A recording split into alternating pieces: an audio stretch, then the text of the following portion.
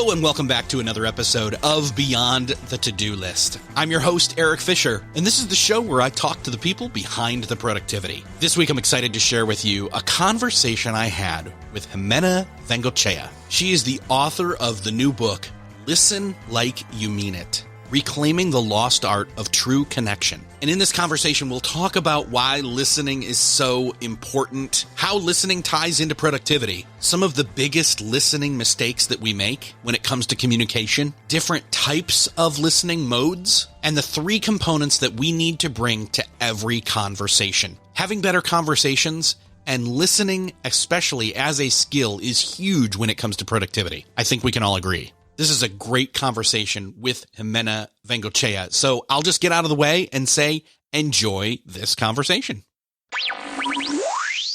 Well, this week, it is my privilege to welcome to the show Ximena Vengoechea. Welcome to the show. Thank you so much for having me. I got to say, somebody would think, oh, a book about listening. Why do we need that? But I think it's pretty obvious once going through it how amazing we are off track, I guess, in terms of what we think of listening and what actual listening is. I'm so curious. You come from kind of a researcher world and even some of the tech space world I've seen. I'm curious what hit you off to this topic in particular, and then the wealth of information surrounding listening and the importance of it, and then how to do it better. Yeah, so my training is as a user researcher, and that's a role that's common in technology companies, but isn't necessarily well known outside of the tech industry. But basically, what you do as a user researcher is you interview people, you run workshops, you try and understand people in order to help your company build a better product. And so that's what I've done at companies like Pinterest, Twitter, and LinkedIn. And as I was becoming a researcher early on, you learn some of the core skills, one of them being listening, because if you're not able to really hear what someone is saying in conversation, you're going to walk away with either bad data, you might misunderstand them, or incomplete data. And both of those in that scenario of trying to learn something in order to build a better product are pretty bad outcomes. So as I was building up this skill set, I also just started to realize that these skills could just as easily be applied outside of a lab setting. And maybe 7 or 8 years ago, I actually wrote an article about listening. And that was kind of my first foray into thinking, okay, how do these skills translate outside of the UX lab? And people seemed to like it. And then I went back to work. I kind of just kept doing what I was doing. And it wasn't until a few years ago where I really, sat down and revisited the topic. And I just realized that we're living in this moment right now where so many of us feel disconnected from each other for a variety of reasons. I think some of that's cultural, some of it's political, some of it has to do with technology, some of it has to do with the pandemic. But I think it's a pretty pervasive feeling. And it struck me that listening could be a bridge to that feeling of connection that so many of us are craving. So I thought, okay, now's the time, to really translate these ideas, because I think there's just a huge potential to help people feel just a little bit less lonely in their day-to-day worlds through listening. Yeah, I couldn't help but think of all the fun times that I had in college when I was a communications major studying communication theory. And this just brought back some of those memorable moments of college where those theories and talking about them and discussing them, all about different communication styles and settings and hindrances. And I couldn't help but think, I love that you're honing in on listening and what that truly is versus just absorbing someone's talking or registering that there are sound waves coming at you from somebody else. In other words. Yeah. I mean, I think that there is an understanding of listening as just, like you're just giving someone your ear, at its most basic is you're letting them talk and you're staying quiet. And I think, there is a distinction. There are different levels of listening. There's what I would call surface listening, where you're hearing enough of the conversation to sort of nod and smile, to, stay polite, to, finish that meeting and save face, but it's not the same as really hearing beyond the literal words, hearing the subtext, the meaning, and also the emotion that other person may be expressing or feeling in that moment. And when we can get down to that level, that's what I call empathetic listening, where you're really tuning into the other person in a much more whole way. And that's where I think so much of the connection between individuals really comes in. And that's what makes those really exciting conversations that you remember many years later. Yeah, it is this true communication that I think you were really hitting at here with this. And I couldn't help but think that it's why I like podcasting, because I get to do this conversational, give and take. And if I were to pull the curtain back and say, I have my cues then to evoke a hopefully interesting response from somebody on the other side. And sometimes they can see me, sometimes they can't, but that's me coming at it from my one-sidedness, my one-side communication perspective. That's not me listening, though. Now, I am listening and I am hearing and I am paying attention, but it's almost like that's the perspective that a lot of people take when they enter into regular conversations is, okay, what do they have to say? How do I tell them all that I need to? And then this interaction can end, which is not what you're talking about. You're talking about true connection. Yeah. And I think you're right that there is a difference between an interview setting where you would naturally have some kind of agenda, but are also trying to actively listen to, get to that point in everyday conversation. But I think you're right that we often do have an agenda in everyday conversations. We're just not aware of it in the same way. Like you as an interviewer, you've done the prep work. You plan this in advance, right? You think about it. We don't necessarily put that much thought and preparation into everyday conversations, but there's still a thing that we tend to want. And what's interesting about that is when you start to realize that every conversation has, let's call it a hidden need, it can change the nature of your conversations.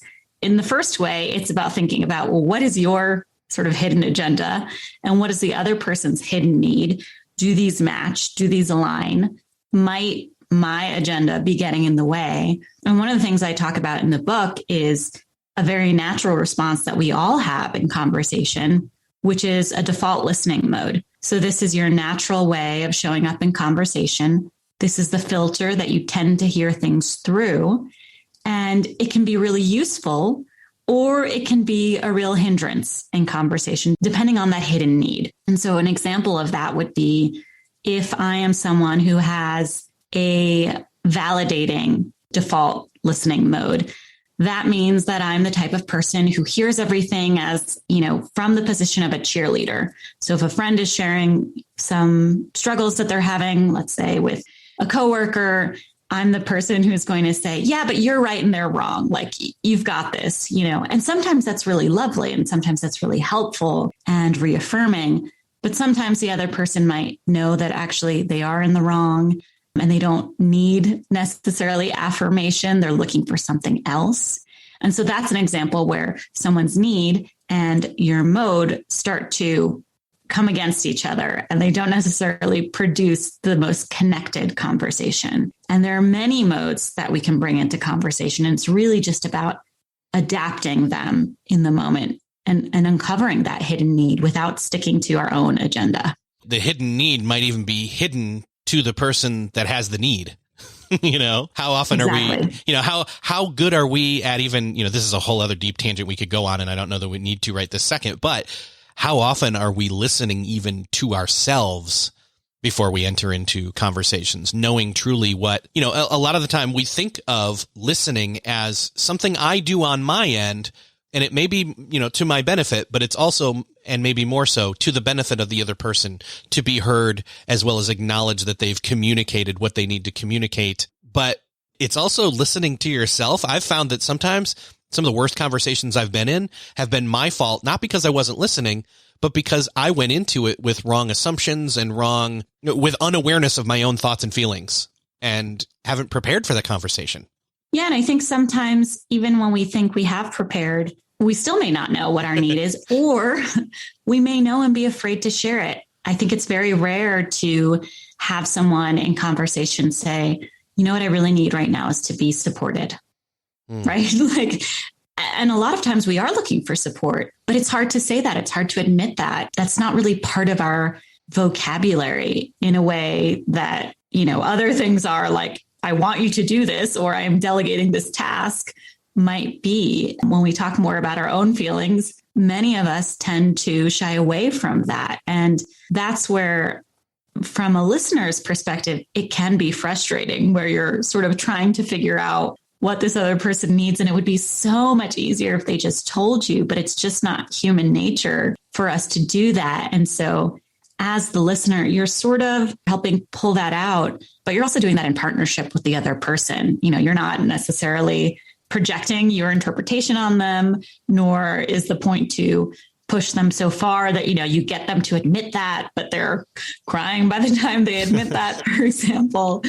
So it is a partnership, as opposed to, one side being completely responsible for either receiving and understanding and interpreting everything, or, declaring explicitly that need. They have to work in tandem, I think.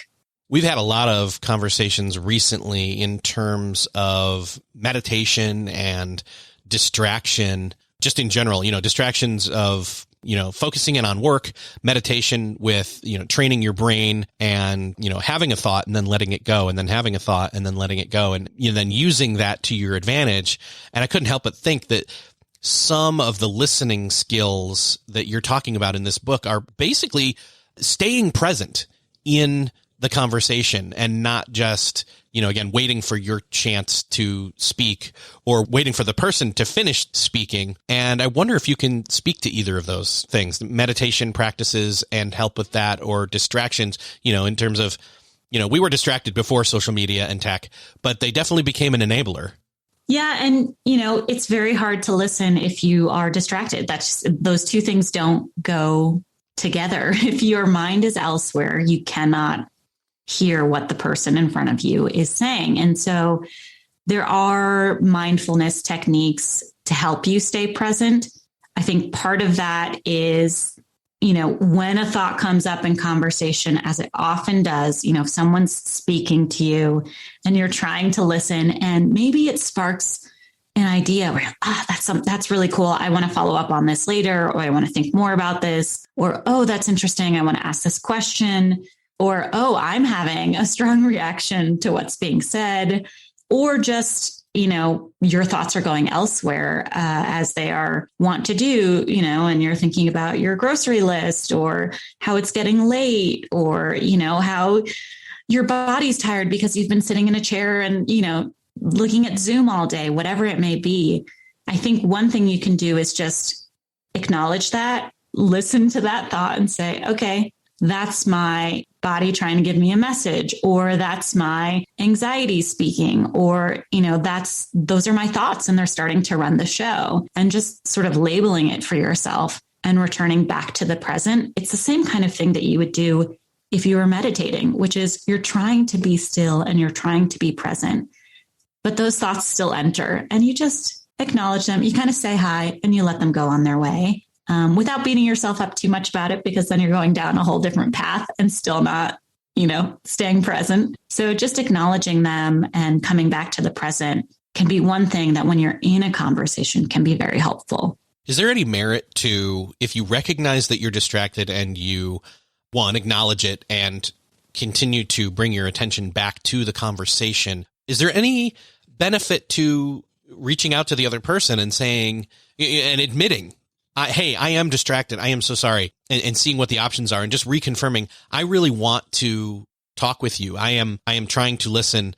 I'm having a hard time because of such and such, and maybe not make excuses, but just having that vulnerability with the other person add any kind of benefit? Or is it just, okay, let's try this again after maybe the conversation ends and you double check, okay, did I get everything out of that conversation I was supposed to? Did they say it? Let me reconfirm they said what they said. But yeah, is there any benefit to being vulnerable like that? Absolutely. I think when you can let someone else in on what you're experiencing, it invites them to do the same. they might say, oh, me too, you know, Probably. right. But they may also just appreciate knowing that you want to be there and that you know that something is getting in the way. The one thing I would say is you probably don't want to make a habit of being that person who is always distracted in conversation. So it loses its effectiveness if every time you sit down with, you know, let's say that individual, you at some point say, I'm sorry, I'm really distracted, right? Then it's just, they might no longer take that as, you know, oh, there's trust here and you're telling me how you're experiencing this moment and you want to listen. They might just start to take that as lip service of like, okay, well, this person isn't invested enough because every time we sit down, they mention they're distracted. So I would say, you know, gauge the relationship and also the frequency in which it makes sense to share this kind of information.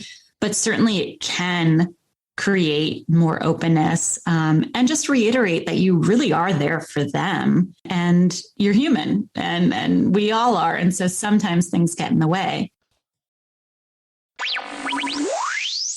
The only other thing I would say is you can also think about this up front. So you can, you know, reflect on what are the things that enable you to stay present? What are the things that prevent you from staying present? And can you design an experience for yourself and the other person that will allow you to do that? So, for example, knowing whether you're a morning person or a night owl, knowing whether you can handle 3 deep conversations in a day or 1, knowing whether you're fine to skip breakfast because you've been skipping it your whole life and it really doesn't affect you, or you can't take that meeting without having something in your stomach because you will be so distracted by how hungry you are that you can't hear anything, right? So there are things that we can do with some reflection about how we show up in conversation and what enables us to be present, and then design the conversation in support of those things. Yeah, it sounds like there's a lot of timetable. And again, going back to self-awareness, there's a lot of self-awareness on our part that we can do in terms of priming ourselves to be better when we're in listening mode. Some of this stuff is stuff we've talked about on the show before, you know, hey, you don't want to have that meeting at 3:00 in the afternoon because that's a time where you're going to be more tired. That's more admin time. You know, try to make sure your calendar's blocked out then so people can't choose to have a conversation with you at that point. There are still going to be exceptions to the rule where you will have to move things and change things. I wonder then, you know, what's an emergency kind of a situation there? Say we know we're going to have a tough conversation and we don't really have control over the where and the when. How can we prepare for that? I think if you don't have control necessarily over the where or the when, what I would say is there's probably something very small that you can do to better set yourself up for success. And I like to recommend taking 60 seconds for yourself, just a minute, you know, before you log into that meeting or before you walk over to your next appointment, just 60 seconds of silence, of clearing your head, of regrouping can be very helpful to sort of reset before you go into those conversations. Yeah. Being able to, you know, collect yourself, in other words, beforehand. Exactly. Yeah. That's good. I mean, here's the thing. We've talked around it for a little bit here, but what are some of these best ways? You know, maybe it's not an emergency.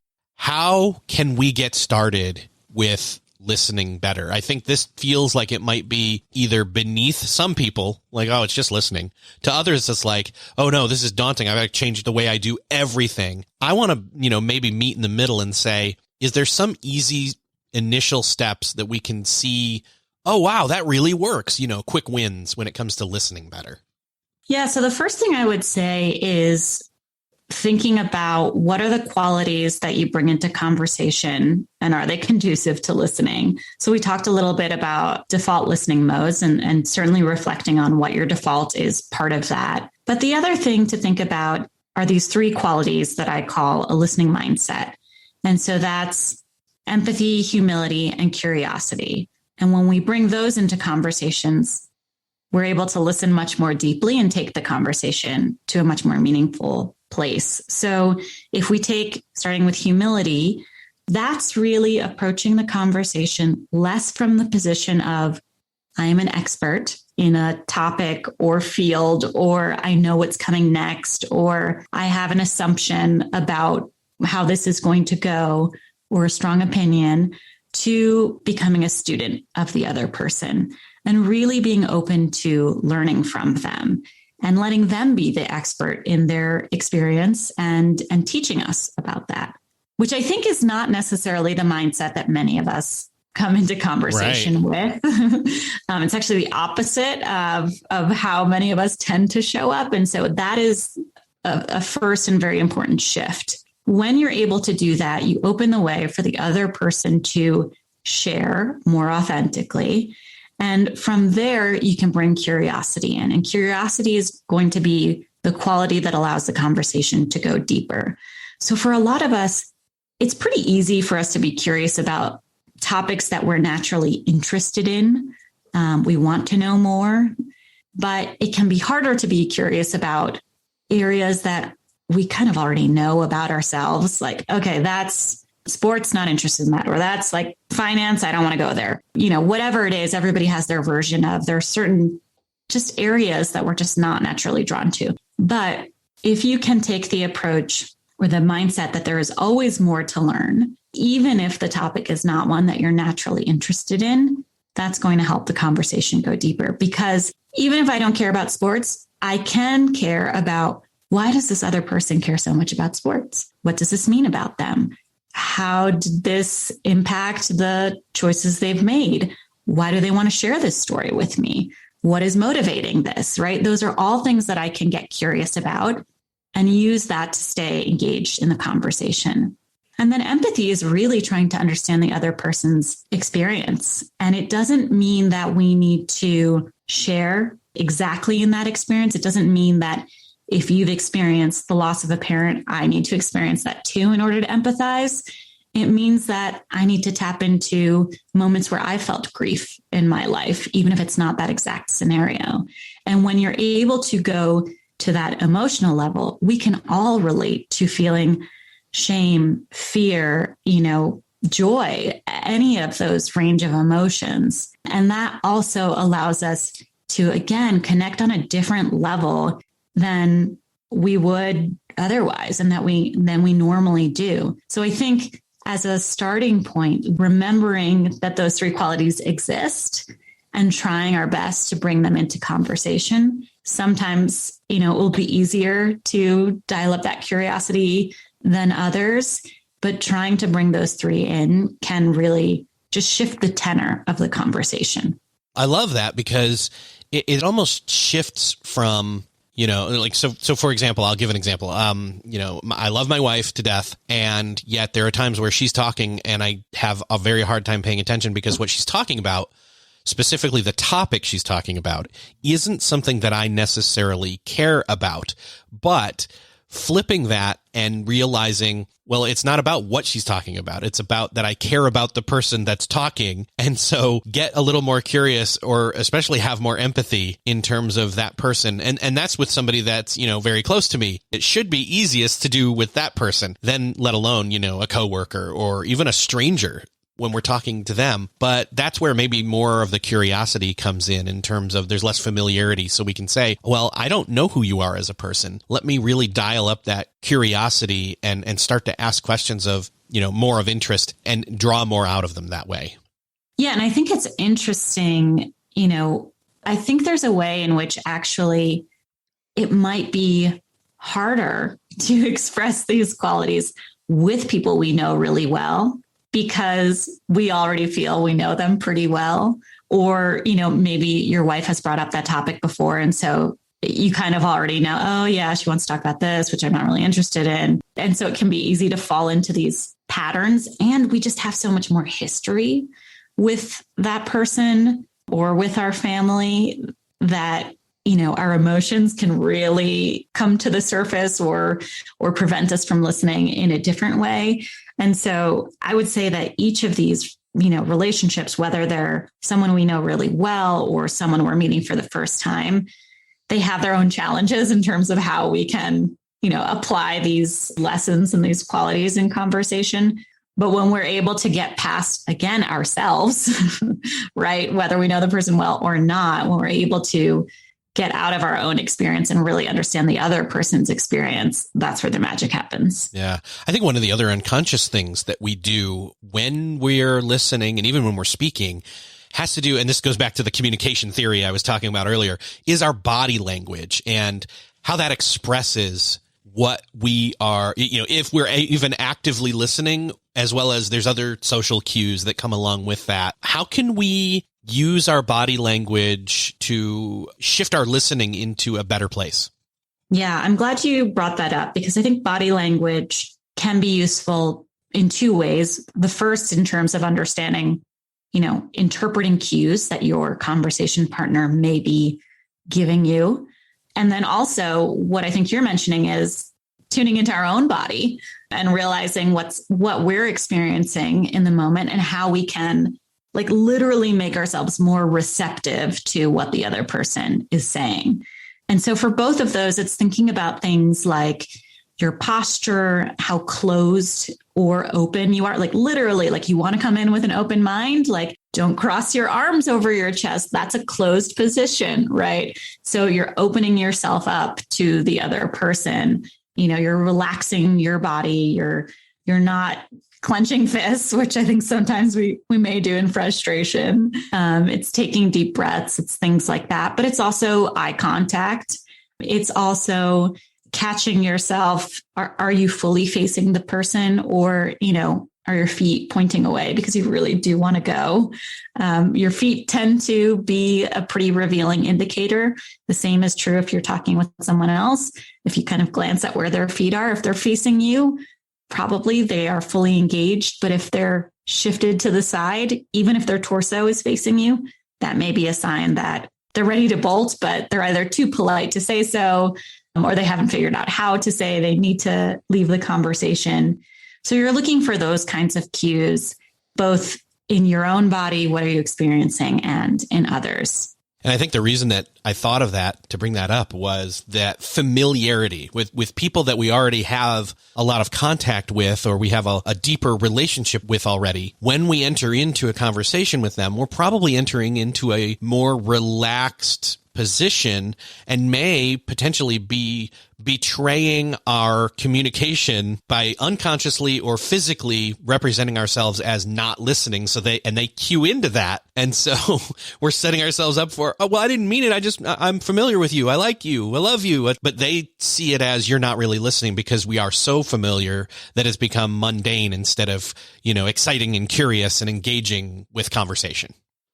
Yeah. And for moments like that, if I could choose one thing to focus on, so that folks don't feel like, oh man, I can't relax on my couch, when I'm having a conversation, you can. The thing that I would focus on is eye contact, because that's really the thing that tells someone else, I'm here, I'm with you, I'm listening. So my body can be relaxed, whatever. But if you're making eye contact, that's really the thing that tells someone I'm here for you. Well, that's almost another check of checking yourself or having a moment, the 60 seconds or whatever before entering into the conversation. I don't think anybody would be thinking you were rude if, as you were saying, hey, can we talk? Or as they were saying to you, hey, can we talk? And I say, yes, let me put my phone in do not disturb mode real quick and then put it away. That kind of, it's not a signal of my phone's more important. It's a signal of, yes, let me make sure I'm not distracted, and then, okay, go ahead, and then hone in and be physically, mentally, emotionally, and other things I could insert here, present. Mm-hmm. Yeah. And I think, again, just letting the other person in on that, by doing that, you're literally telling them I'm here for you. So you're engaging with eye contact and all these other cues, but you're also saying, this is important to me. That's why I'm putting my phone away. And I do think that, it's no surprise. We all know this. Devices are a huge culprit of distracting us in conversation, but also in decreasing our empathy. So Sherry Turkle has done research on this, and just the mere presence of a device in conversation, just in our line of sight, doesn't even have to be on, can decrease our ability to be empathetic in conversation. And so I love the like, hey, I want to have this conversation. I'm going to turn this off. I'm going to put it away. Okay, now I'm here for you. Yeah, it eliminates that something more important may come up, and I want to be ready to address that instead of you at any moment. And it switches how you engage because you're no longer in this sort of anxious, possibly reactive mode, because part of you is waiting for the next ping or notification. And it allows you to just stay present and lean into the conversation instead of kind of tentatively multitasking at the same time. What about when we know we are going to be having, or even if we don't, if it's a surprise, but we're going to have those uncomfortable conversations. It's not something we're going into looking forward to it. And we've got bundled into it either emotions on either side or both, and even disagreements that we're already aware of, and it's uncomfortable but necessary.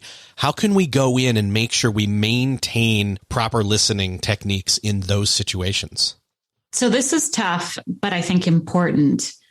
There are going to be those conversations that feel risky for that reason and may make us uncomfortable. I think the first thing, if this is something that okay, I have to broach this topic with so-and-so, I'm not excited about it. I think the first thing is allowing everybody to opt in. So you may have something that you want to discuss that feels like a thorny issue. You don't want to blindside the other person. So giving them a chance and saying, hey, I know this probably isn't going to be a fun conversation, but I think it's really important that we talk about X. Would you be up for that? Can we talk about this sometime soon or whenever, like schedule something, but just making sure that everybody's on the same page as a first step. The other is when you're in that conversation, I think it's absolutely fair to say and acknowledge that it's a difficult conversation, and even to provide some reassurance, both for yourself and the other person, and say, this conversation might get uncomfortable, but I want you to know that my intention here is not to provoke or push you too far in any way. My intention here is really to understand you better and understand your perspective better. But again, you're naming it, right? Which is an exercise we talked about earlier, which is something that psychologists talk about as a way of handling emotions. You name what is happening, and the act of naming it can diffuse some of the tension and allow you to focus again. So I think that's another important piece. The other is, especially in difficult conversations, really important to go back to humility and remember that you're not trying to convince someone of your perspective or win an argument or get them over to your side of the table. Because when we take that approach, we tend to push the other person away, but really to generate understanding and again, empathy for the other person. And then the very last thing I'll say is that if a boundary has been crossed for you or for the other person, it is perfectly reasonable to pause the conversation, to say, hey, I'm noticing that my emotions are really getting the best of me, or something you said really just didn't land well with me and I'm having trouble focusing, or I don't think I can keep, having a productive conversation based on how I'm feeling right now. Whatever version of that feels true, it's perfectly acceptable to say that and say, this conversation still means a lot to me, but I can't see it through in this way. Can we pause and come back to this tomorrow? Or I need to go take like a 5-minute walk and come back, whatever it is. A difficult conversation doesn't mean that each of you has to be pushed to your limits. So it's important to be aware of when you feel like you're getting close to that or when the other person is getting close to that, and respect those boundaries as well. Yeah. I think the other question I have is not just in difficult situations or conversations. What are some of those, biggest listening mistakes that people make in general? And we've addressed some of them. So one of the most common listening mistakes, I think, is that we think we're listening when we're really not. So we think we're there with the other person, but we're winding up a response. This is a very common thing where someone says something and then we know exactly what we want to say. And some of us make that really clear because we interrupt. So that thought just comes out of our mouth. We don't even wait. some of us wait, and that waiting, we think we're listening, but we're really waiting and we're holding on to what we have to say. And so we're winding up instead of just winding down and hearing what the other person has to say. And the truth is that most times when we have something to say that is really important, it will probably come back to us, especially if there's an emotional resonance. We don't tend to forget those kinds of things. So we actually don't need to work that hard to hold on to that idea and quickly jump in, because it's likely that it will naturally come back. And so we can let go of it for a little bit and stay present and be there with that other person. But I would say that's probably one of the most common listening mistakes, is we think we're listening when we're really waiting and we're kind of perfecting our own response. Yeah, man. There's so much more in the book in terms of practical information, but I also want to say, for those people that really geek out over, I don't want to say theoretical, let's put it this way, deeply researched facts. Let's go that way, which doesn't have to go against practical. It aids in that. But for people that want to pick this up, the book is called Listen Like You Mean It. And then I love the subtitle, Reclaiming the Lost Art of True Connection. This really makes me feel like warm and tingly in my brain and my heart at the same time, if I can give that compliment. So yeah, I really love this book. I think this is going to be something that I end up sharing with a number of people moving forward. But I would love to point people to where they can maybe find out more about you, find out more about the book. So where's a great place for that? Yes. Well, thank you. Thank you for all the kind words. And I love the way that you described the book and all the warm fuzzies there. So if folks are interested, they can go to my website, which is XimenaVengoechea.com/listen like you mean it. And you can find more about the book there. And if you're interested in more about me, I have a newsletter, which is also linked from my website. And I'm on social, on Twitter and Instagram, and all that good stuff. And I like to say I have pretty good SEO. So if you can spell my first and last name, you'll probably find me. Yes, that's true. Awesome. Well, this has been great. And it's been fun discussing this with you. I would urge everybody to take a deeper look at listening and communicating, and especially this book. So Ximena, thank you so much for being here. Thanks for talking. Oh, thank you so much for the great conversation. I appreciate it. Well, that's another podcast crossed off your listening to-do list. I hope that you enjoyed this conversation with Ximena Vengoechea and found a new appreciation for listening, and even found maybe a way past some of the things that you were unaware of were hanging up your listening skills and your communication skills. If you found this conversation helpful and interesting, I highly recommend the book. If you found this episode helpful and you enjoyed this conversation, I would love for you to do me the favor of sharing this with somebody that you know needs to hear it. Hit that share button in your podcast player app of choice, or hit the share button over on the podcast show notes over at beyondthetodolist.com. Thank you again for sharing. Thank you so much for listening, and I will see you next episode.